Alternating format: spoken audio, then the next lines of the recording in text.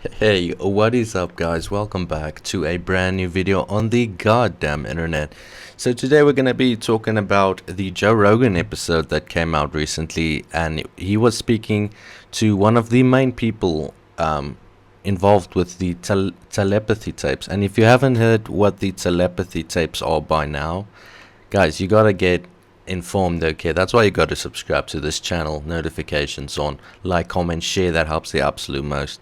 Right, we're gonna be covering it, and the person is Ky Dickens, and it was a pretty interesting conversation, to say the least. Okay, so without further ado, get your snacks, get your popcorn, and watch till the end of the video, cause the best parts are there.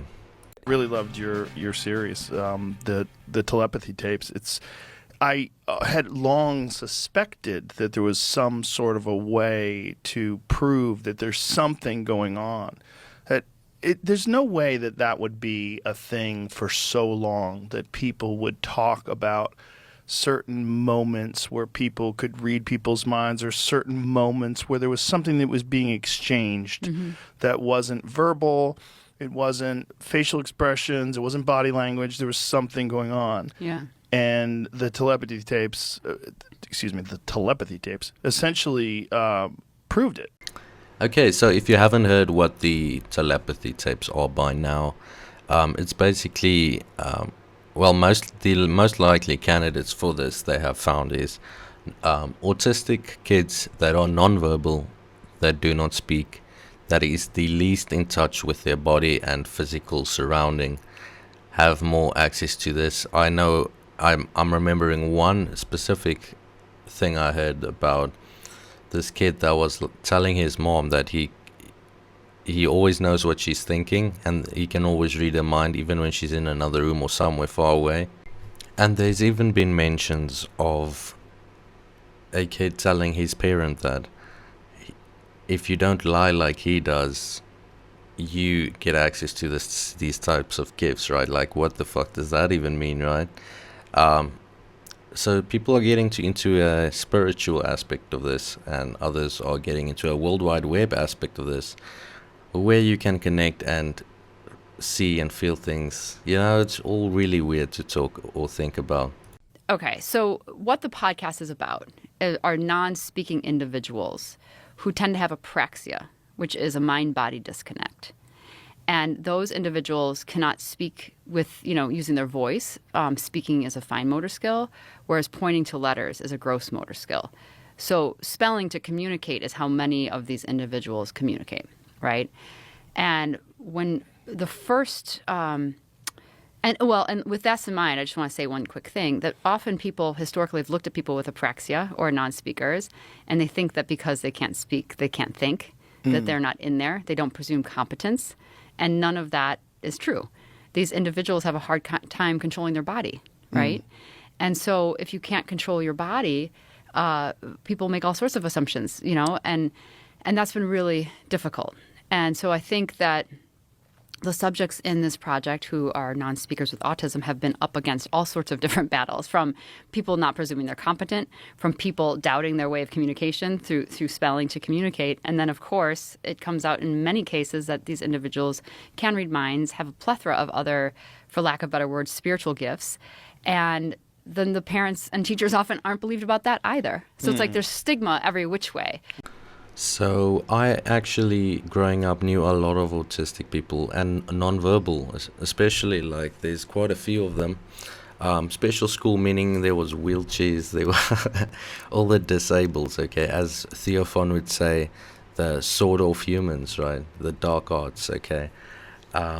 Very, very interesting individuals that I knew and have had the pleasure to know. And I never knew this type of thing, but I do know a lot of people just assume that these people do not even have thoughts, or their thoughts are even erred and wrong or weird, and that somehow makes them not conscious, or themselves thinking selves and things like that.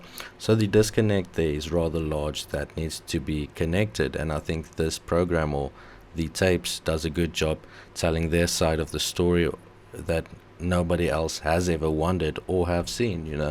they get shared, like Right. your show Yeah. got shared to me. I Yeah. don't even remember who shared it to me because Yeah. so many people did. Yeah. Because I don't remember who the first person Yeah. was.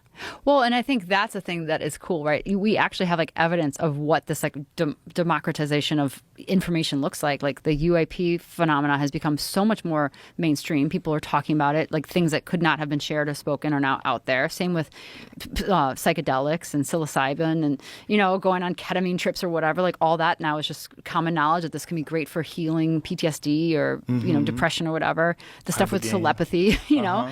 I mean, channeling, whatever it is, like all these things, especially TikTok, you're like, holy cow, this is so. I'm glad you brought the UAP thing up. I hate to interrupt you, but because I think a lot of what we're hearing is nonsense. Yeah, I mean, I think a lot of what is being shared, especially publicly, like there's too many voices that I think are either intelligence assets or are disinformation experts that are doing it on purpose. And that there's too much of, you know, the same feeling that I get, you know, like when I said I met my friend's ex-girlfriend, I was like, oh, get out now. yeah. I have that feeling about the UAP thing. When I hear people talking, nothing seems real to me. Yeah. When I talk to people about it, there's not one. I mean, even when people tell me their own personal experiences, I believe them. It does not register as real. That's so interesting. Something registers as being nonsense. There's something, maybe not nonsense, but maybe way weirder than what they're explaining it like non-physical interaction that they are reinterpreting as like physical interaction. Yeah. That there's some disconnect between their work. Like if someone tells me an experience that they had, like here's a good example. My friend Steve told me a harrowing experience of them being attacked by a brown bear in Alaska. Oof. And when he tells you this story, first of all, I know it's real because I know multiple people who were there. They were all there. No one got hurt. It was very fortunate, but they got charged by a grizzly who ran through their tent. One of my friends was on its back. Oh my gosh. For like that's good. 10 yards. Oh, like it literally wow. plowed through the people, and he wound up like riding its back for like 10 yards before he fell off. Wow. Yeah, it was just like, I mean, it can cover 10 yards in a second, Yeah. right? And the whole thing was just insane chaos. And the way he describes how your reptilian brain completely takes over. The fear is so overwhelming and different than anything you've ever experienced before. I know it happened. Yeah. When he's telling me this, I know it happened. Yeah. When these people are telling me about talking to aliens and all that, I'm not getting nothing out of them. I'm not getting nothing. I'm getting a flat piece of paper. Yeah, there's no fear. There's no I don't charge. know what it is. I don't know what it is. I just don't get anything from their story. So I hear it. interesting. It's Yeah. interesting.